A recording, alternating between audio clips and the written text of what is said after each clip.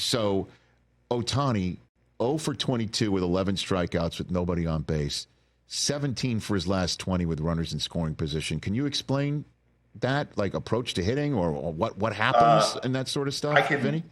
In a way lesser extent, I can sort of relate to that because during the season this year, I may have been the worst hitter in baseball with nobody on base, but I was pretty good with guys on base. I have no idea. Sometimes maybe it's the way that they're playing you defensively. Maybe you just lock in a little bit more. I don't think there's really an explanation to it, especially in the playoffs with small sample sizes. But It's funny thinking about what you guys are talking about, maybe moving down in the order, maybe hit Betts leadoff, which I think they used to do, but I think they're not doing it because they don't want two lefties stacked back to back. Right. But it's funny thinking of the humor of like, hey, how do you want to arrange Freddie Freeman, Shohei Ohtani, and Mookie Betts in the same order? Like, are we talking about an all-star team or just the Dodgers?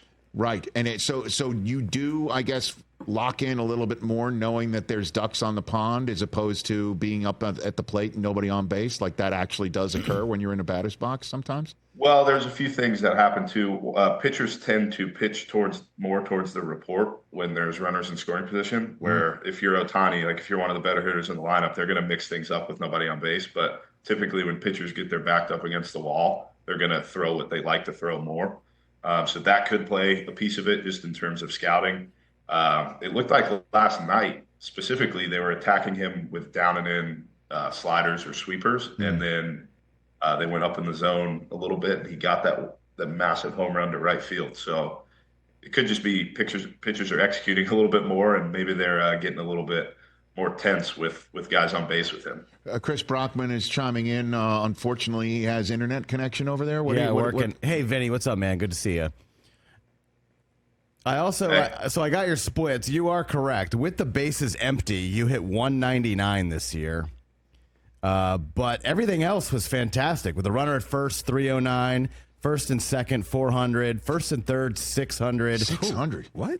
Runners on second and third, 333. A runner at third, 478. And with a runner in scoring position, 360 this year. Damn, Sasquatch. Damn.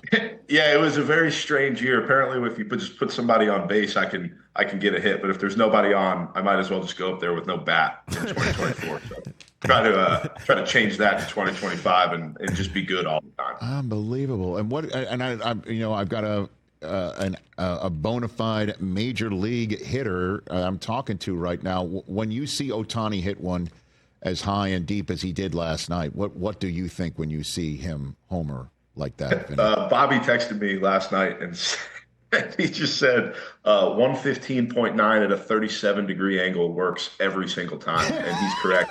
I think they only said it went 410 feet. No. I would like to push back on that and say that ball probably went a little bit farther than that. Well, I think it didn't go farther because the stadium got in the way. That's true. That's true.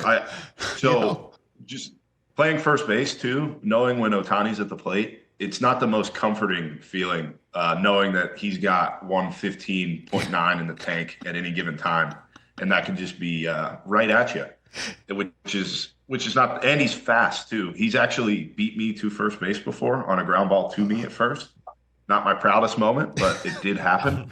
And it will never happen again. I made sure of that this year. I told every pitcher, you get to first base because he can run. And I'm not letting this happen again. Catch the Rich Eisen Show every single day on the Roku Channel, 12 to 3 Eastern, for free.